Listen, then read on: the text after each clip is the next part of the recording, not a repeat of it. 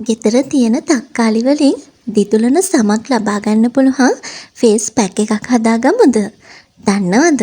තක්කාලි වල vitamin C, vitamin A බහුලව පවතිනවා. ඒ නිසාම සමට හොඳ ස්වභාවික දීප්තිමත් බවක් ඉක්මනින්ම ලබා ගන්න පුළුවන්.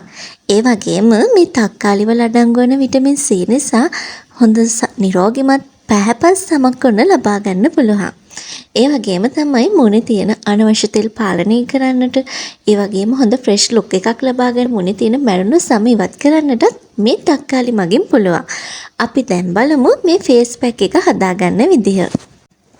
මේ පැක් එක හදාගන්න අපිට ඕනේ වෙනවා තක්කාලි යුෂ. ඊළඟට මේකට කෝපි කුඩු මේස හැන්දක් එකතු කරගන්න. දැන් පුළුවන් ඔයාට මේකට මීපැණි මේස හැන්දක් එකතු කරගන්න.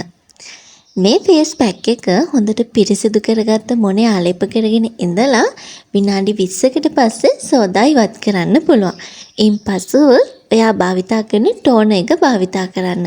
මේ ෆේස් පැක් එක සතියට වතාවක් හෝ දෙවතාවක් භාවිතා කිරීම හොඳටම ප්‍රමාණවත්.